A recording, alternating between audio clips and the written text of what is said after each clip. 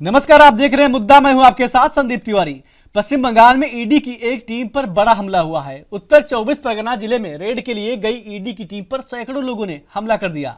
इस पर कांग्रेस सांसद अधीर रंजन चौधरी ने पश्चिम बंगाल की मुख्यमंत्री ममता बनर्जी और उनकी सरकार पर हमला बोला है। उन्होंने कहा कि बंगाल में आज ईडी की टीम पर हमला हुआ है, कल हत्या भी हो सकती है। और वहीं पश्चिम बंगाल के उत्तर 24 परगना में प्रवर्तन निदेशालय यानी ईडी की बड़ी कार्रवाई सामने आई है। ईडी की टीम ने राशन घोटाला मामले में बोंगांव नगर पालिका के पूर्व अध्यक्ष व तृणमूल कांग्रेस के नेता शंकर अध को गिरफ्तार किया है। आपको बता दें कि दरअसल ये कार्रवाई बीते दिन ईडी की टीम पर हमला होने के बाद सामने आई है। केंद्रीय एजेंसी एक्शन मोड में दिखाई दे रही है। जानकारी के मुताबिक ईडी की टीम ने आधी रात में कार्रवाई की है। बीती शाम को ईडी ने शंकर आदि के ससुराल वालों के ठिकानों से 8.5 लाख रुपए बरामद किए थे। एक अलमारी में नकदी भरी हुई मिली। बाद में रात होते होते बनगांव नगर पालिका के पूर्व चेयरमैन शंकर आदि को गिरफ्तार कर लिया है। आपको बता दें कि बीते दिन शुक्रवार को ईडी के जांच अधिकारियों ने कोलकाता समेत कई जगहों पर छापेमारी की थी। ईडी की अलग अलग टीमें सुबह से ही एक साथ छापेमारी कर रही थी। बनगांव उनमें से एक था। ईडी ने बनगांव के दापुते में तृणमूल नेता शंकर आदि से जुड़े 5 स्थानों पर तलाशी अभियान चलाया। केंद्रीय एजेंसी ने नेता के घर और उनके ससुराल में भी छापा मारा। काफी खोजबीन के बाद जांच अधिकारियों को शंकर आदि के ससुराल से नकदी मिली। ईडी की एक अलग टीम शंकर आदि के घर पर उनसे पूछताछ कर रही थी। परिजनों ने दावा किया कि उनसे तमाम व्यवसायिक मामलों पर पूछताछ की गई है। मालूम हो कि तृणमूल नेता आदि और उनके परिवार के कई बिजनेस हैं। सूत्रों के मुताबिक टीएमसी नेता विदेशी मुद्रा विनिमय का कारोबार भी करता था। वहीं राशन भ्रष्टाचार मामले में गिरफ्तार किए गए ज्योतिप्रिय मल्लिक से शंकर आध्या से काफी करीबी संबंध रहे हैं। वहीं ईडी की टीम पर शुक्रवार शाम संदेश खाली के सरबेरिया इलाके में हमला किया गया था, जहां स्थानीय लोगों और टीएमसी नेता शेख शाहजहां के समर्थकों ने सीआरपीएफ जवानों की मौजूदगी में उनकी पिटाई कर दी थी। राशन घोटाले के सिलसिले में सरबेरिया समेत 18 जगहों पर छापेमारी कर रहे हैं। आपको बता दें कि ईडी के अधिकारियों को अपनी जान बचाकर भागना पड़ा था। ईडी अधिकारियों ने शेख शाहजहां का दरवाजा खटखटाया था, जो अपने संदेश खाली स्थित घर पर मौजूद नहीं थे। जांच दल के वाहनों में तोड़फोड़ की गई थी और एक अधिकारी के सिर में चोट आई थी। अधिकारी और जवान तितर बितर हो गए थे और बाइक व ऑटो की मदद से मौके से भागकर अपनी जान बचाई थी।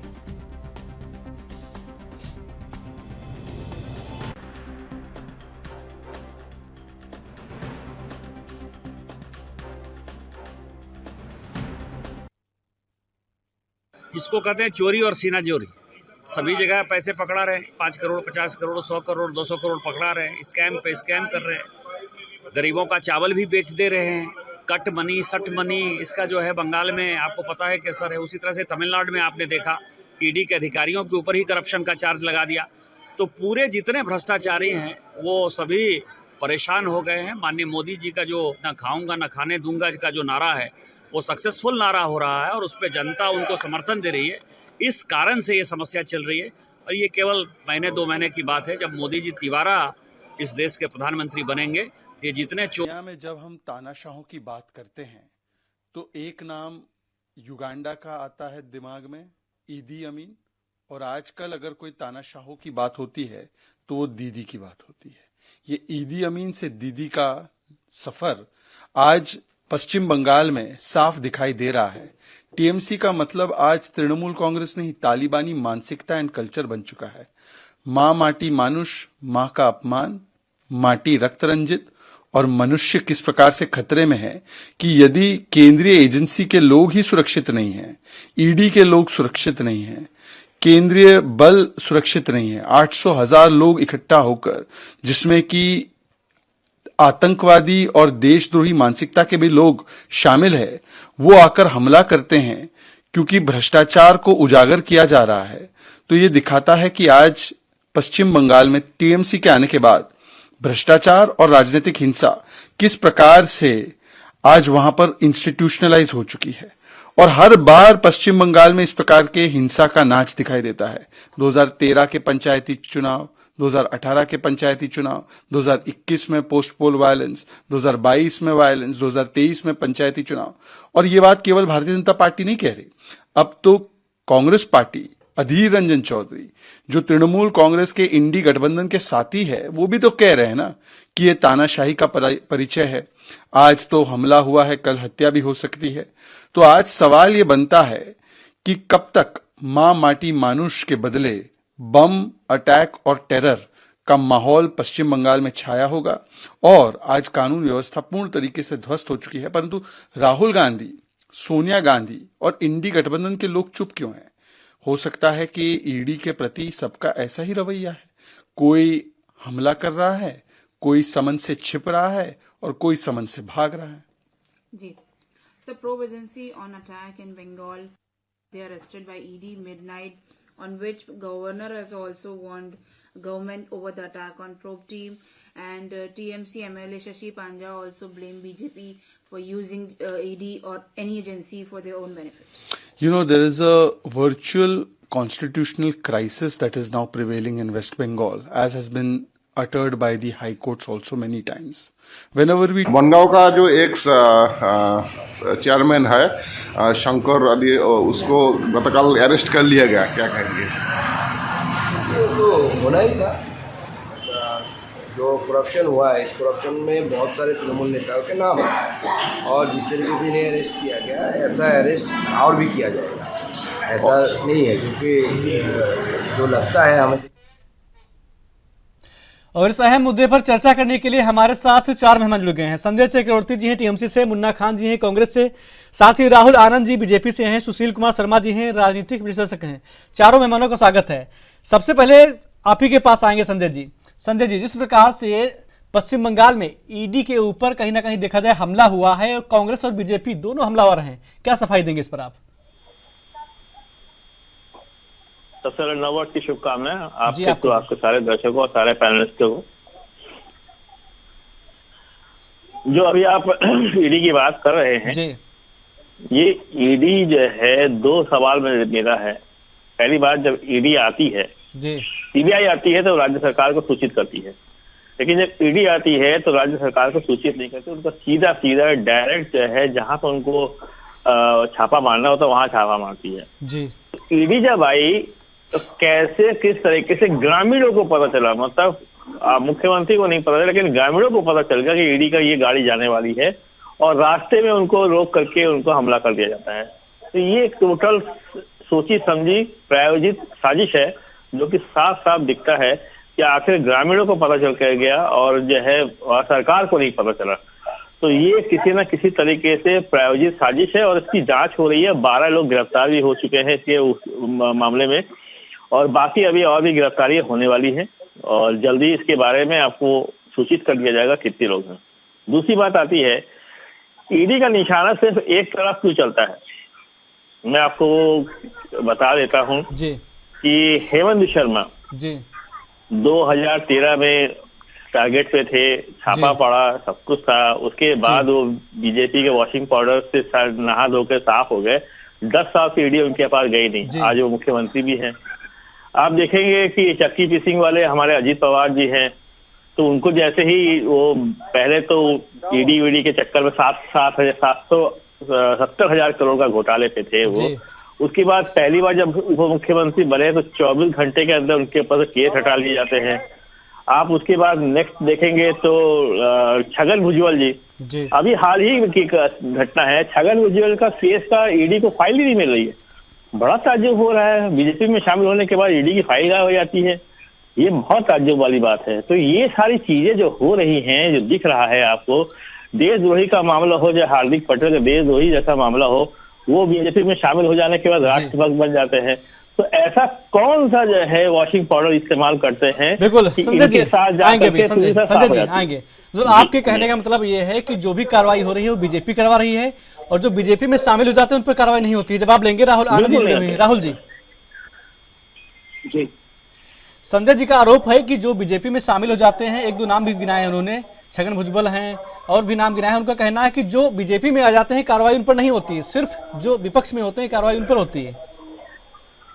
संजय जी, सबसे पहले मैं इस बात का आपको बता दूं कि भारत का जो लोकतंत्र व्यवस्था है और जो लोग संविधान को बचाने की बात करते हैं जी, आप देखिए खास करके बंगाल में जिस तरह से अराजकता का माहौल फैलता जा रहा है और जिस तरह से दुबई से उतर चुकी है वहाँ की राज्य सरकार, और बड़ा ही खेद प्रकट करने वाला ये विषय है कि जब आप संविधान बचाने की बात करते हैं और आप खुद अपने राज्य में विलक्षित फरमान पे रखते हैं और आप संवैधानिक लोगों के ऊपर जब हमला कराते हैं और आप ये कहते हैं उनके पक्ष में खड़े हो जाते हैं, तो कहीं ना कहीं ये लोकतंत्र पे बहुत ही कीचड़ उछालने वाली बात है।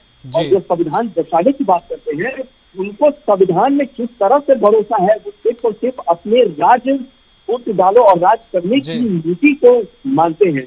मैं बताना चाहूंगा संजय जी को एक बहुत महत्वपूर्ण बात बताना चाहूंगा कि बिहार में गैर भाजपाई सरकार, लेकिन जब लालू परिवार के ऊपर जब ईडी का जब छापा पड़ा था तो राज्य सरकार को सूचित कर उनसे ये मांगा जाता है, ये उनका एक प्रोटोकॉल होता है जो उनको जानना चाहिए। ये वक्त राज्य सरकार को इतना सूचित किया जाता है कि हम मुझे गाड़ी दीजिए, ठीक, और आगे कहाँ जाना है नहीं जाना ये मुख्यमंत्री को भी पता नहीं होता है। और यही नहीं, आप शायद एक चीज भूल रहे हैं, आज के पेपर में एक ऑडिटोरियल भी छपा है जिसमें वहाँ की लोकल पुलिस से भी व्यवस्था की बात की गई थी, जिसको लोकल पुलिस ने नकार दिया गया है। FIR के कॉपी में चीज को दर्ज भी किया गया है। देखिए, जहाँ तक सवाल हिम्मत विश्व शर्मा का उठता है तो मैं आपको बता दूं कि वो असम राज्य के मुख्यमंत्री होते हुए भी उनके ऊपर जो ईडी करप्शन का जो चार्ज लगा है वो पूछताछ के लिए गए थे, ये जब जाहिर है और मीडिया में एक उपलब्ध भी है। लेकिन यहाँ सवाल ये उठता है कि ममता दीदी के सारे मंत्री, ममता दीदी के सारे विधायक और ममता दीदी के जितने भी पूर्व प्रत्याशी वगैरह लोग जो है, ये लोग हाईकोर्ट में क्यों नहीं जा पा रहे हैं, पहला प्रश्न ये उठता है। दूसरी बात, ईडी जब इनके ऊपर चार्ज लगाती है तो हाईकोर्ट इनको बेल तक नहीं देता है, वो सलाखों से खींचे चले जाते हैं। तो ये जिस प्रकार की बातों को बताने की कोशिश करते हैं और समझाने का प्रयत्न करते हैं, इससे ये खुद ही खतरा महसूस करते हैं और ये खुद ही कंफ्यूजन में है। जो इंडिया अलायंस के जो इनके साथी है, जो सबसे बड़ी पार्टी है कांग्रेस की जो प्रतिपक्ष के नेता जो सदन में संसद में उपलब्ध है, उन्होंने भी इनके ऊपर आरोप लगाए हैं कि ये तो अराजकता का माहौल है और जिस तरह से गुंडागर्दी यहाँ की सरकार कर रही है ये कहीं ना कहीं सोचनीय विषय है। यहाँ तक कि राज्यपाल भी इनके लिए गलत है, हाईकोर्ट भी इनके लिए गलत है। सिर्फ और सिर्फ ममता दीदी और ममता दीदी के साथ जितने उनके पार्टी के लोग और कार्यकर्ता वहाँ मौजूद हैं, ये सारे लोग ही सत्य हैं। जब किसी महिला के साथ आचरण का व्यवहार किया जाता है, उनके साथ जब उनकी सरियाम कतले की जाती है और जब ममता दीदी उनके जगह पे जाती है तो उनके लिए रेड कारपेट बिछाया जाता है। और वो रेड कारपेट बिछाकर जब लोगों को जिसको जिंदा जला दिया गया, उसके लिए रेड कारपेट बिछाना ये निश्चय ही इस बात को प्रतीत करता है कि अब ममता दीदी की अपनी राजनीतिक जो अस्तित्व है, जो राजनीतिक छवि है, वो अब सिर्फ और सिर्फ किसी खास वर्ग के आगे पीछे झुक रही है और दृष्टि से इसकी सरकार चल रही है। जी ठीक है, राहुल जी आएंगे भी। मुन्ना खान जी, देखिए अधीर रंजन चौधरी ने कहा है कि गंभीर आरोप तो लगाए हैं टीएमसी पे, साथ ही यह भी कहा कि यहाँ पर राष्ट्रपति शासन लागू होना चाहिए। क्या कांग्रेस मानती है कि राष्ट्रपति शासन लागू होने से जो वहां पर जो समस्याएं आ रही सही हो जाएगी? और दूसरी बात है, अधीर रंजन चौधरी के अलावा राहुल गांधी का कोई बयान क्यों नहीं आया अभी तक? शीर्ष नेतृत्व का कोई बयान ही नहीं आया अभी तक, इस पर क्यों नहीं आया? मुन्ना खान जी। अधीर रंजन चौधरी जी ने सही कहा, वो हमारे नेता है और सांसद के प्रतिपक्ष नेता हैं कांग्रेस। सवाल ये है कि भ्रष्टाचार के साथ कोई भी दल साथ नहीं, चाहे कांग्रेस हो, टीएमसी हो, कोई भ्रष्टाचार के हम साथ नहीं। अगर कोई नेता टीएमसी का भ्रष्टाचार किया है तो उसको जवाब देने पड़ेंगे और ईडी का सामना करना पड़ेगा। और दूसरी जो सबसे बड़ी बात है, जो सच के दायरे में ईडी आ रही है, शुभेंदु अधिकारी के लिए जो देश के गृह मंत्री ने एक बुकलेट बनवाया था कि कितना भ्रष्ट है, लेकिन जैसे भारतीय जनता पार्टी में जाते हैं वो तो उनका वो दूध से धुल जाते हैं। वो शहडोल विधानसभा मध्य प्रदेश में देश के प्रधानमंत्री ने कहा कि मित्रों, एनसीपी भ्रष्टाचारी पार्टी है, 70,000 करोड़ का भ्रष्टाचार एनसीपी अजीत पवार, शरद पवार ने करने का काम किया, लेकिन 24 घंटे नहीं बीते हैं वो अजीत पवार को अपने उप मुख्यमंत्री बना देते हैं। तो सवाल ये उठता है, चाहे अजीत पवार हो, चाहे नारायण राणे हो, चाहे छगन भुजबल हो, चाहे शुभेंदु अधिकारी हो, चाहे हेमंत बिस्वा शर्मा हो, इनका क्या हुआ? क्या ये भ्रष्टाचारी नहीं थे, या ये भ्रष्टाचारी तब तक थे जब ये भारतीय जनता पार्टी में थे? या भारतीय जनता पार्टी के प्रवक्ता बताए कि भेदभाव के द्वारा ईडी की कार्रवाई होती है? आपने 5440 केस रजिस्टर किए, उसमें सिर्फ तीन ही नेता भारतीय जनता पार्टी के हैं। क्या आपके बाकी नेता बेदाग हैं, क्या दूध से धुले हैं? वॉशिंग पाउडर निरमा का इस्तेमाल किया गया भारतीय जनता पार्टी के द्वारा। तो ये दिखाता है कि शाह और शहंशाह की जो जोड़ी है ये तानाशाही पे उतरी हुई है।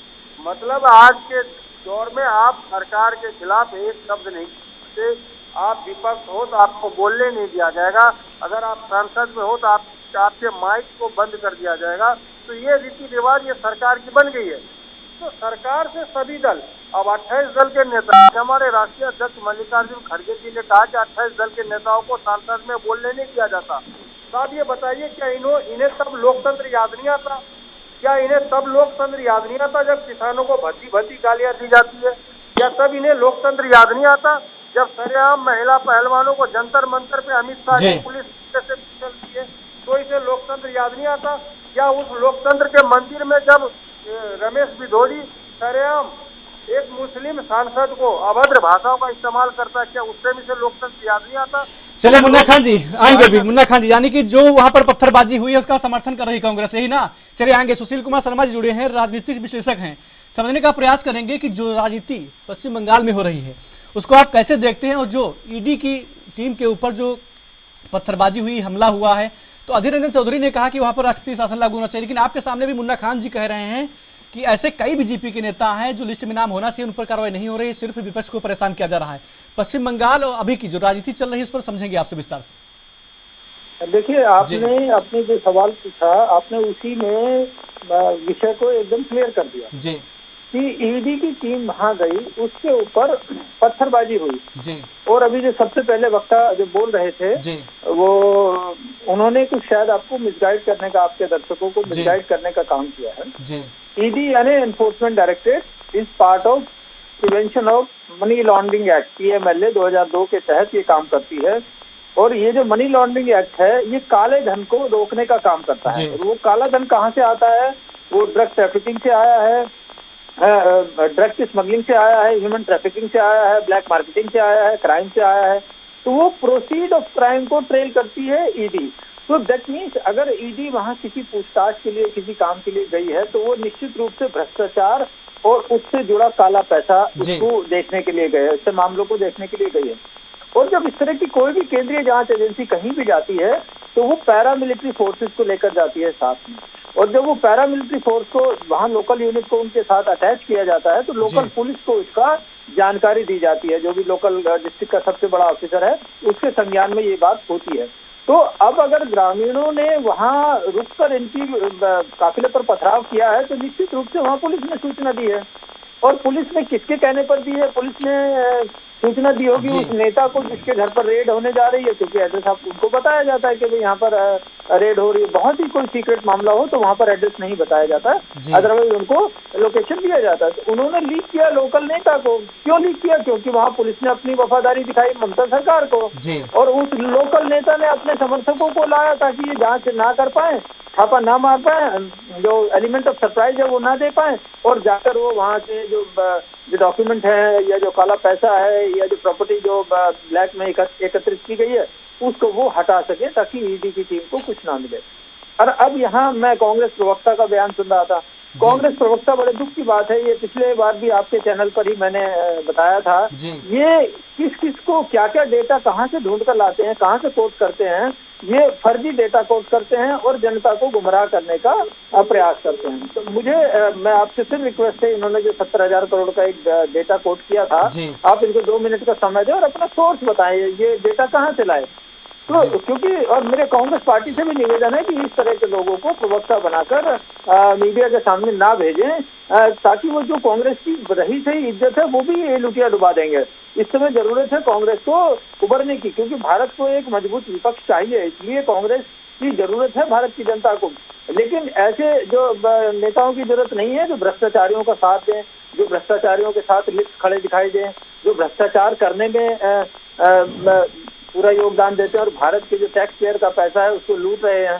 तो ऐसे नेताओं से हमें बचना चाहिए।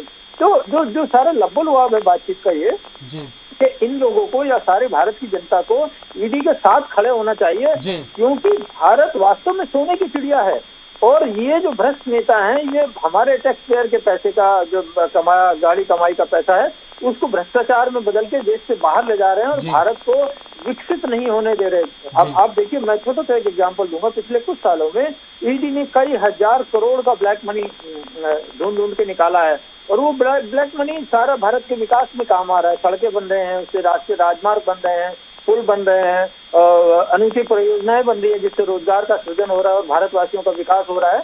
तो हम सब लोग यहाँ ईडी के साथ खड़े हैं, और अगर किसी पार्टी को या किसी प्रवक्ता को, किसी भी व्यक्ति को कोई भी अगर उससे परेशानी है, तो भारत में कोर्ट है ना, कानून का राज है। आप जाएं, कोर्ट को अप्रोच करें, और अगर वहां सुनवाई नहीं होती है तब आप कहेंगे बिल्कुल। सुशील जी आएंगे, वापस आएंगे। सुशील जी वापस आएंगे, छोटे से ब्रेक के लिए रुकना, ब्रेक के बाद वापस आएंगे, चर्चा आगे बढ़ाएंगे।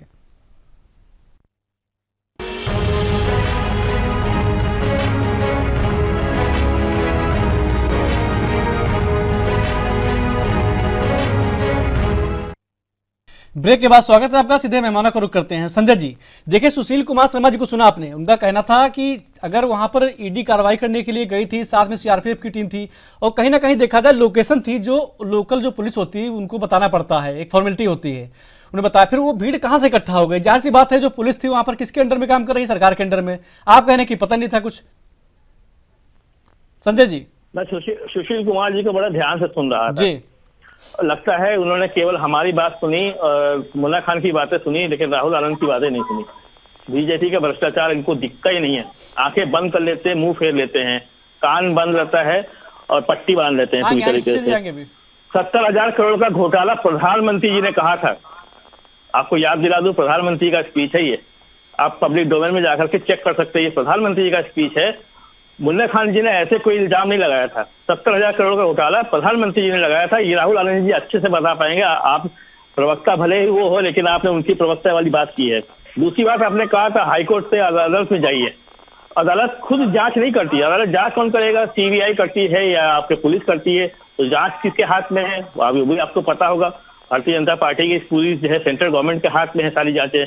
तीसरी बात ये बताइए कि 13 दिसंबर की जो घटना हुई, वो तो किसी कांग्रेस का या टीएमसी का या आप पार्टी का नहीं कराया था।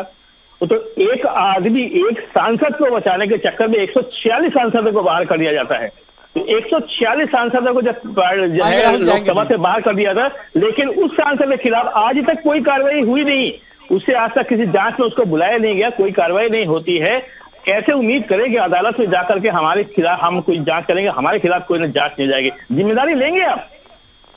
हम अगर जाकर के अभी बात करेंगे तो आप जिम्मेदारी लेंगे? हमारे पर कोई जांच नहीं होगी, हमको अरेस्ट नहीं किया जाएगा। जब सांसद तक को नहीं छोड़ा जा रहा है, विपक्ष के जो है सीएम तक को नहीं छोड़ा जा रहा है, तो हम लोग किस खेत की मूली है जाकर के वहां पे हाईकोर्ट पे जाकर के और कोर्ट में जाकर के हमने उसमें एफआईआर दर्ज कराए? तो यहाँ पे लोकतंत्र तो खत्म हो चुका है। दूसरी बात, अभी जो आपने कहा ईडी जो पैसा आता है, ये मेहुल चौकसी, ललित मोदी, ये बड़े बड़े जो नाम है जो देश के लाखों करोड़ों रुपए लेकर के चले गए हैं, उसके बारे में क्या कहेंगे? उसके बारे में तो एक शब्द मुझे नहीं निकाला आपने देश के अंदर से निकाला। लेकिन जितने जो है मेहुल चौकसी और ललित मोदी जैसे लोग तो देश के लाखों करोड़ों रुपए लेकर के घपला करके यहाँ से देश से भाग गए, उसके बारे में एक शब्द नहीं बोला हुआ आप लोगों ने। तो पहली बात तो ये है कि जब आप राजनीतिक विशेषज्ञ हैं तो राजनीतिक विशेषज्ञ के हिसाब से दोनों पार्टी की तरफ बात करेंगे आप, तभी राजनीतिक विशेषज्ञ करें, वरना तो भाजपा प्रवक्ता बताए जाएंगे आप। राहुल जी, राहुल जी, देखिए सबसे बड़ी बात क्या है, सुशील जी आते हैं, बस 2 मिनट में आते हैं। सुशील जी आते हैं। देखिए सबसे बड़ी बात क्या है कि जो भी बातें अभी हो रही है, हमारी जो चर्चा हो रही है, उस चर्चा में सबसे महत्वपूर्ण बात यह है कि उनसे तो पहले पूछा जाए कि क्या मेहुल चौकसी को पैसा 2014 के बाद मिला है, या ये इन्होंने जिसके भी नाम लिए, या विजय माल्या को पैसा 2014 के बाद मिला है, या जितने भी लोग जो पैसा लेकर देश का फास गए उनको पैसा कब मिला है, इस बात जानकारी मिली। भागे कब? आपके शासनकाल में भागे हैं। विश्वसनीयता इतनी बैठी है कि आज वो सारे लोग परेशान होते हैं। नीरव मोदी की बात कर लीजिए, नीरव मोदी का 1,000 करोड़ का घर पे गिरा दिया गया, ये केंद्र की भाजपा की सरकार ने किया है। अब जो मोदी की गारंटी की जो बात चल रही है और जहाँ देश में जो लोकतंत्र को बचाने की बात कर रहे हैं, ये तो अपने आप को बचा रहे हैं। सारे भ्रष्टाचारी मिलकर एक जगह हो गए, 355 करोड़ रुपए एक सांसद के घर पे प्राप्त होता है और ये एकदम खामोश रहते हैं और किसी साथ के रह जाते हैं। यही नहीं, राहुल गांधी जी खामोश हो जाते हैं। मैं आपको बताना चाहूंगा, राहुल गांधी जमानत जी, राहुल जी बड़े बड़े नेता हैं, ये सारे लोग ये कहते हैं कि मोदी डरे हुए हैं, जबकि मोदी के डर से ये सारे भ्रष्टाचारी एक मंच पे आ गए हैं और मोदी जी का सामना करने की कोशिश कर रहे हैं। इनको जब कुछ नहीं समझ में आता है तो इंडिया अलायंस की बातें करते हैं। ममता दीदी इनसे 2 सीट लड़ने की बात करती है। आज जब मुन्ना खान जी जो इसका फेवर कर रहे हैं, ममता दीदी इनसे 2 सीट लेने की बात करते हैं और ये पॉलिटिक्स का जो प्रेशर पॉलिटिक्स की जो बात करती है उससे बनाकर मुल्की बनाने के लिए नीतीश कुमार जी को आगे लेकर आते हैं। देखिए ये सारे लोग जो हैं, और मैं आपको आज आपके चैनल के माध्यम से ये स्पष्ट कर देता हूँ और आपको विश्वास दिलाता हूँ कि बचेगा कोई नहीं। जिस तरह मोदी जी ने कहा था न खाऊंगा न खाने दूंगा, ठीक उसी तरह जो आसाम के मुख्यमंत्री के ऊपर जो आरोप लगे थे और मुख्यमंत्री वैसे हुए जिनको आकर ईडी के सामने संकट उपस्थित होना पड़ा था। देखिए पूछताछ क्या होती है, मैं आपको आज स्पष्ट कर देता हूँ। जब नरेंद्र मोदी जी गुजरात के मुख्यमंत्री थे तब केंद्र की ईडी ने उनको कैसे परेशान किया था और वो गए थे और ईडी का पूछताछ का उन्होंने सामना किया था। और जब ईडी ने कहा ब्रेक लेने के लिए तो मोदी जी ने कहा कि नहीं, आप अपनी कार्रवाई पूरी कीजिए, मैं आपको करके जाऊंगा। सहयोग करने की बात ये आती है, ना कि सहयोग का मतलब होता है कि हम तालाब निकल के निकले। आप देखिए, आप दिल्ली के मुख्यमंत्री के सारे लोग गिरफ्तार हो चुके हैं, ये कितनी ईमानदारी से काम कर रहे थे। टीएमसी के सारे लोग लगभग गिरफ्तार हो चुके हैं, कितनी ईमानदारी से काम कर रहे थे। और जो कांग्रेस के देश की सबसे बड़ी विपक्ष की पार्टी है, उनके सारे बड़े लोग जमानत से बाहर हैं। आपको लोकतंत्र में भरोसा नहीं है, आपको न्याय व्यवस्था में भरोसा नहीं है, आपको सुप्रीम कोर्ट में भरोसा नहीं है, आपको हाईकोर्ट में भरोसा नहीं है, तो आप कैसे मूव करना चाहते हैं, आप कैसे चलाना चाहते हैं शासन को? आप चलिए ठीक है राहुल जी, आएंगे राहुल जी, चलाना चाहते आएंगे हैं। राहुल जी, आएंगे भी राहुल जी, आएंगे। सुशील जी, अब मैं थोड़ा आज्ञा लूंगा आपसे संदीप जी। जी जी मैं ये कहना चाहता हूँ हमारे मित्र को, संजय जी को। ये कह रहे हैं कि साहब मैं बीजेपी प्रवक्ता की तरह बोल रहा हूँ, मैं इनको ये धन्यवाद देना चाहता हूँ अगर इस तरह से सोचते हैं कि भारत में भ्रष्टाचार के खिलाफ आवाज उठाना अगर बीजेपी की तरफ से बोलना है तो ये बड़े धन्यवाद के पात्र हैं कि ये भारतीय जनता पार्टी के इन कामों को स्वीकार कर रहे हैं, मजबूत कर रहे हैं। एक तरफ तो ये कह रहे हैं कि हमारे सांसद को भी नहीं छोड़ा।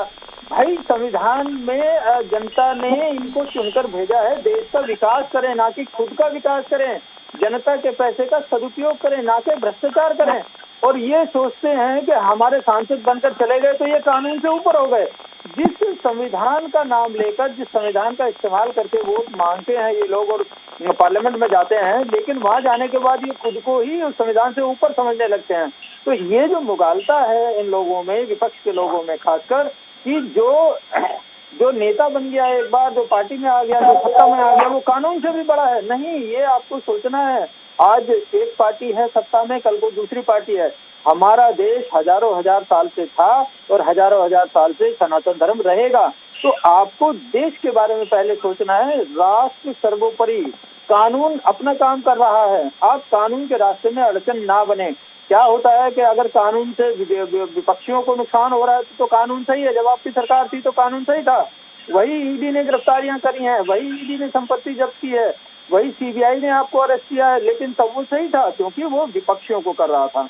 और अब तुम्हारा काला पैसा, तुम्हारे काले कारनामे, तुम्हारा भ्रष्टाचार उजागर हो गया है। तो अब ये है कि सब ये ईडी बीजेपी की है और जो डॉक्टर सुशील कुमार शर्मा कानून का समर्थन कर रहे हैं तो वो बीजेपी के हो गए हैं। तो ये जो मुगालता है ना, ये जो सारी पार्टियों को अपने ध्यान से निकाल देना चाहिए, क्योंकि आपकी जो नौकरी है, एमपी की नौकरी 5 साल की है। जनता दोबारा आपका टेस्ट लेगी। अगर आपने सही काम नहीं किया तो जनता आपको फेल कर देगी।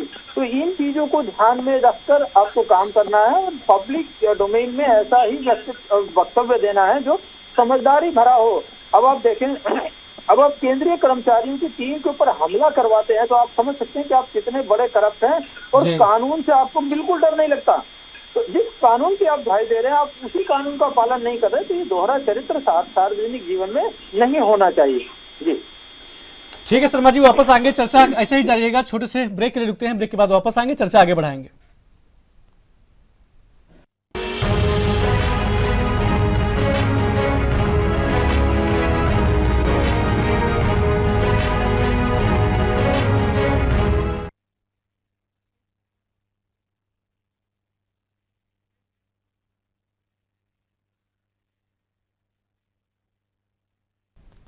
ब्रेक के बाद स्वागत है आपका। आप देख रहे हैं मुद्दा। चर्चा का शुरुआत फिर से एक बार करते हैं। हमारे साथ मुन्ना खान जी जुड़े हुए कांग्रेस से। मुन्ना खान जी, देखिए आपने विरोध किया उनकी बातों का, ठीक है, बीजेपी का, लेकिन जिस प्रकार से अधीर रंजन चौधरी ने कहा कि वहां पर राष्ट्रपति शासन लागू होना चाहिए, तो उन्होंने बयान दिया, तो क्या कांग्रेस पार्टी से परमिशन नहीं ली थी? अगर इस प्रकार के बयान दे रहे हैं तो यानी कि पार्टी में एकजुटता नहीं है आपकी, कि अधीर रंजन चौधरी का कुछ और बयान आ रहा है और आप कुछ और बयान दे रहे हैं यहाँ पर बैठ के? नहीं, सवाल ये है कि उसी क्षेत्र से, उसी राज्य से अधीर रंजन चौधरी आते हैं, तो यथा स्थिति के ऊपर कहा कि अगर ऐसी यथा स्थिति रही तो राष्ट्रपति शासन आना चाहिए। तो देखिए, भ्रष्टाचार से का समझ किसी से नहीं है, ना कोई भ्रष्टाचार को सपोर्ट करता है। एक अधिकारी है जो वो भारत सरकार के अधीन काम करता है, अगर उस पर आप बदतमीजी करोगे, रोड़े पत्थर बरसाने का काम करोगे, तो मैं समझता हूँ कहीं से कहीं तक ये बातें ठीक नहीं है, न हमारे लिए, न देश के लिए, न देश के जनता के लिए। तो ये बातें गलत है। और दूसरा सवाल ये है कि किस तरीके से आज जो भारतीय जनता पार्टी जिस तरीके से जो विपक्ष के नेता है उन पे कार्रवाई करने का काम करती है। अब ये सरकार देखिए किस तरीके से ईडी आज भारतीय जनता पार्टी के सह पे काम कर रही है। होता क्या है एक्चुअली कि कुछ दिन पहले शुभेंदु अधिकारी ने कहा कि मैं 100 नेताओं के नाम गृह मंत्री अमित शाह को भेजूंगा और उसके बाद उस पर कार्रवाई करवाऊंगा। तो आप बताइए, कार्रवाई ईडी कर रहा है या गृह मंत्री कर रहा है?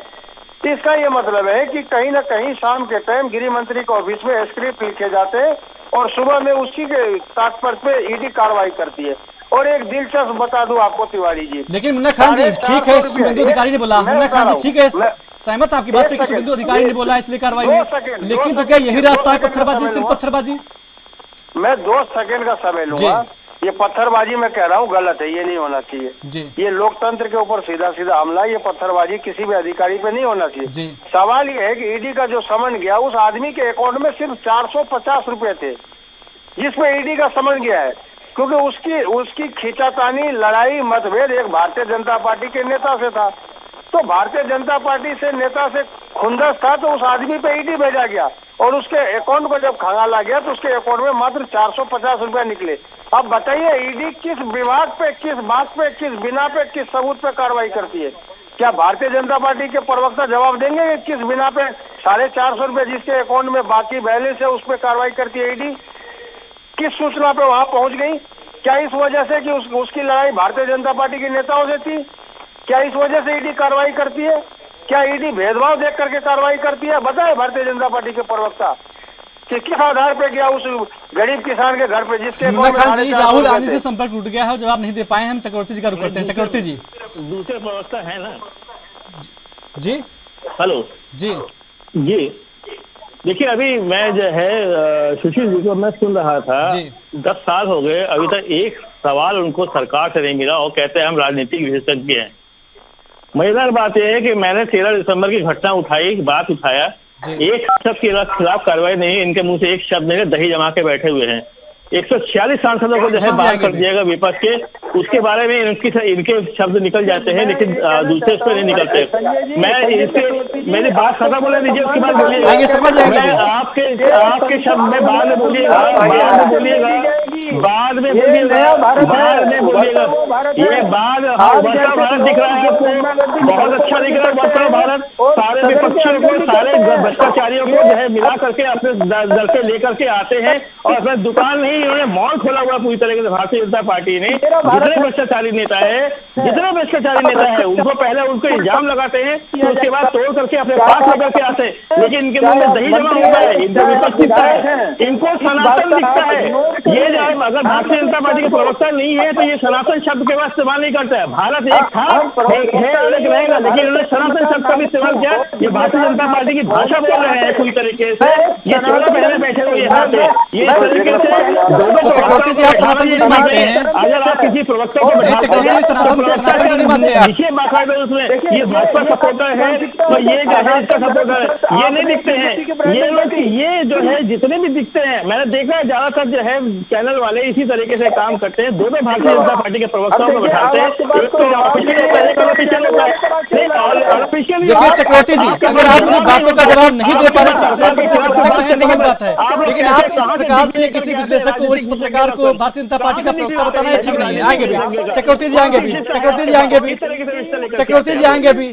आपने सनातन धर्म का जिक्र किया था, आप सनातन को नहीं मानते, इसका मतलब ठीक है। सुशील जी, मैं खुद सनातनी हूँ। तो ये आप नहीं, आप टीवी डिबेट में ये क्या करें कि सनातन धर्म का नाम ले लिया, तो ये बीजेपी के प्रवक्ता सिर्फ बीजेपी ही मानती क्या? टीएमसी नहीं मानती?